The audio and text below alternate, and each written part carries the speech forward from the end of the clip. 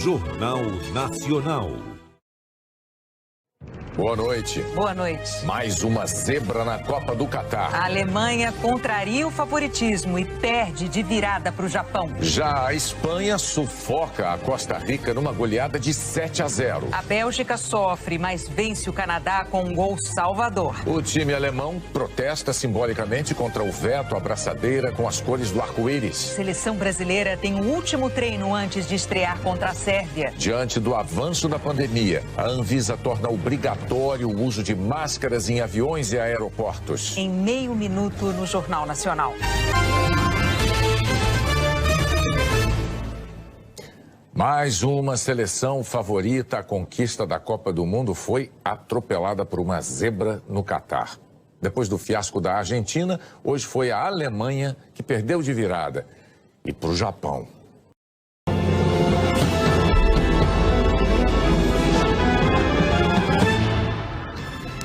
Presidente do Tribunal Superior Eleitoral acaba de negar a ação do PL para anular parte dos votos do segundo turno.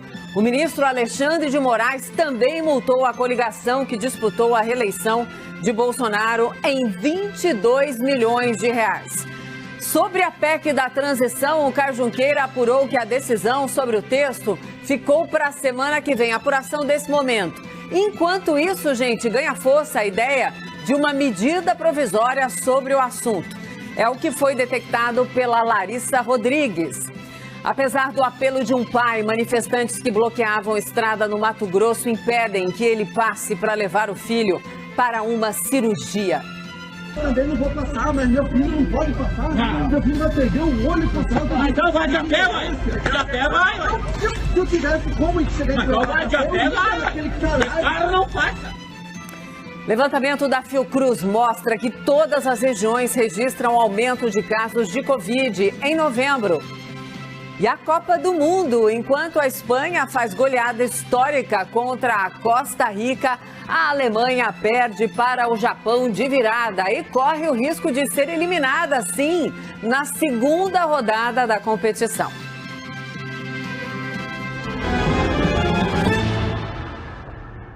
Olá, boa noite, seja muito bem-vinda, seja muito bem-vindo também. Estamos ao vivo na TV, no YouTube e no Prime Video.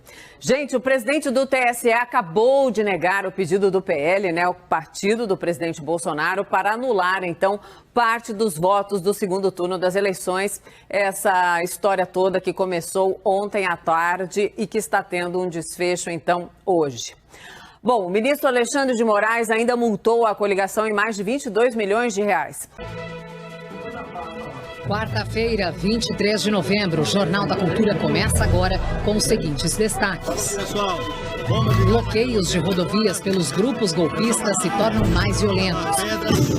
Eu tô com a minha mãe morta lá do outro lado de Cacoal e vocês não deixam a gente passar. Imagem de pai impedido de levar o filho à cirurgia choca o país. Meu filho não pode passar, meu filho vai perder o olho passando. Então vai de a pé, vai. De a pé, vai.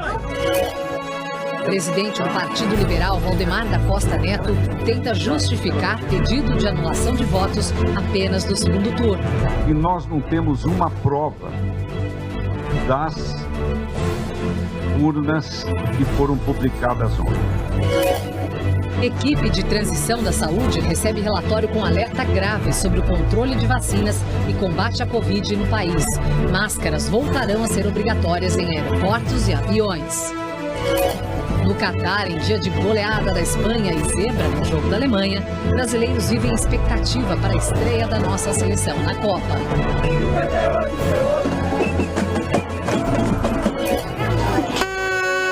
Vai, Brasil! No Brasil, a camiseta azul da seleção se torna a preferida de quem evitou o verde e amarelo durante as eleições. Azul e a branca está sendo mais. E amarelo? Sai, mas não tanto. Eu acho que é por causa do povo ter medo, né? Por causa da política, né? É bandeira do Brasil, viu, moço? Não é Bolsonaro, não, viu?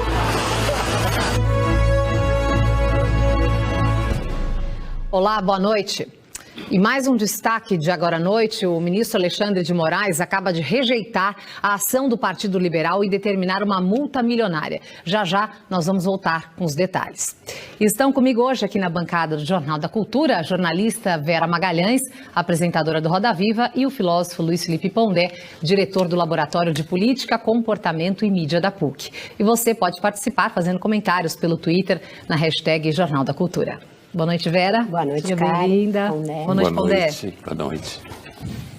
O presidente Jair Bolsonaro voltou a cumprir a agenda no Palácio do Planalto depois de 20 dias sem compromissos oficiais. Os pingos nos is. Jovem Pan. Olá, tudo bem com você? Muito boa noite. Estamos começando mais uma edição do programa Os Pingos nos is. 6 horas em ponto pelo horário de Brasília, quarta-feira, dia 23 de novembro de 2022. No programa de hoje teremos a participação de José Maria Trindade, Fernão Lara Mesquita, Coronel Gerson Gomes, Paulo Figueiredo, Roberto Mota e também Alexandre Garcia. Então vamos aos destaques desta edição. Valdemar Costa Neto defende a ação do PL sobre urnas eletrônicas. Pedido de CPI para analisar decisões do Supremo e da Justiça Eleitoral já tem 127 nomes. E o senador Luiz Carlos Reis quer que o Senado paute os pedidos de impeachment de Alexandre de Moraes. Tudo isso e muito mais a partir de agora em Os Pingos nos Is. Opinião. Hora de colocar os pingos nos is. E o presidente do PL, Valdemar Costa Neto, realizou uma nova coletiva de imprensa nesta quarta-feira para explicar a representação feita junto ao Tribunal Superior Eleitoral. De acordo com o líder partidário, as denúncias devem ser investigadas, pois, eu abro aspas, não pode haver dúvida sobre o voto do eleitor brasileiro, fecho aspas.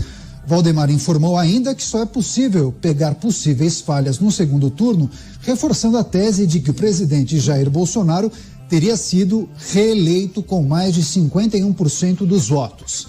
Valdemar Costa Neto também reclamou de uma possível falta de isonomia do TSE no pleito e avaliou que tudo que era ligado ao PL ou a Jair Bolsonaro tinha pronta reação da corte, e na maior parte dos casos com dificuldades e decisões desfavoráveis. O presidente da sigla disse ainda que se baseou em um artigo eleitoral para fazer o pedido e que quer apenas que a lei seja cumprida. Por fim, Valdemar Costa Neto declarou não estar discutindo eleições, mas estar discutindo a história do Brasil, questionando como a sociedade viverá com o fantasma das eleições de 2022. Análise e opinião aqui em Os Pingos nos Is. Vamos começar a nossa rodada com Paulo Figueiredo, diretamente dos Estados Unidos. Olá, boa noite. Boa noite, seja bem-vindo ao Rede TV News. Uma operação da Polícia Federal no Rio de Janeiro prendeu 13 pessoas suspeitas de integrar uma quadrilha que vende cigarros ilegalmente e sonega impostos. José Eduardo Cabral, filho do ex-governador Sérgio Cabral, é procurado. E veja agora os outros destaques desta edição. A partir de sexta-feira, o uso de máscara volta a ser obrigatório em aviões e aeroportos do Brasil. A medida estava suspensa há 3 meses. A Black Friday vem aí, mas antes da euforia, cuidado com as promoções milagrosas e com os golpes. Violência nos Estados Unidos. Atirador mata 6 pessoas em supermercado no estado da Virgínia. É o segundo ataque com arma de fogo em apenas 3 dias. Na última entrevista antes da estreia do Brasil na Copa, Tite não revela time titular. Essas e outras notícias você vê aqui no Rede TV News.